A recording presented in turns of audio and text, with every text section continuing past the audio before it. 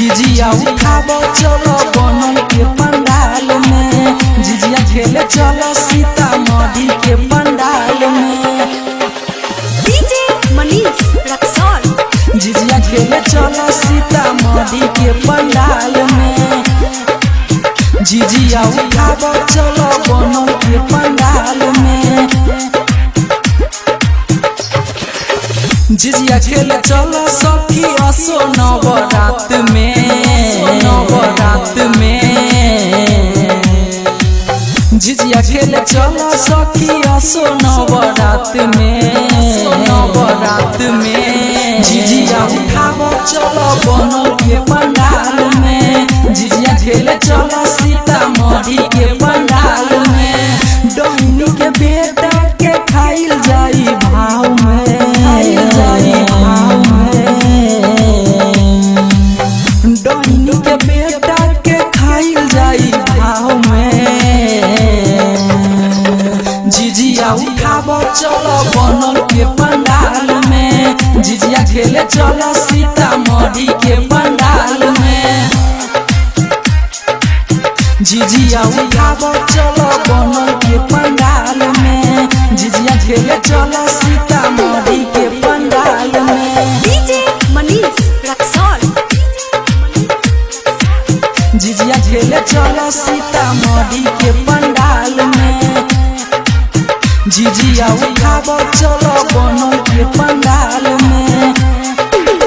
खेलल जाई जिजिया सखी लाइन से पंडाल में, बड़ी सुंदर लागे माई के टीका वाली लार में, टीका वाली लार में, टीका वाली लार में। खेलल जाई जिजिया सखी लाइन से पंडाल में, बड़ी सुंदर लागे माई के टीका वाली लार में। शोभेला चुनरी माई के शेरावा सवार में, शोभेला चुनरी माई के शेरावा सवार में। जिजिया उठाबो चलो बनल के पंडाल में, जिजिया खेले चलो सीतामढ़ी के पंडाल में। जिजिया उठाबो चलो बनल के पंडाल में, जिजिया खेले चलो सीतामढ़ी के पंडाल में। डीजे मनीष रक्सौल जिजिया खेले चलो सीतामढ़ी के पंडाल में, जिजिया उठाबो चलो बनल के पंडाल में। सोनू राजा लड़का होके गरदा उड़ावे, अनिल दीपक देख ठुमका लगावे, ठुमका लगावे, ठुमका लगावे। सोनू राजा लड़का होके गरदा उड़ावे, अनिल दीपक देख ठुमका लगावे।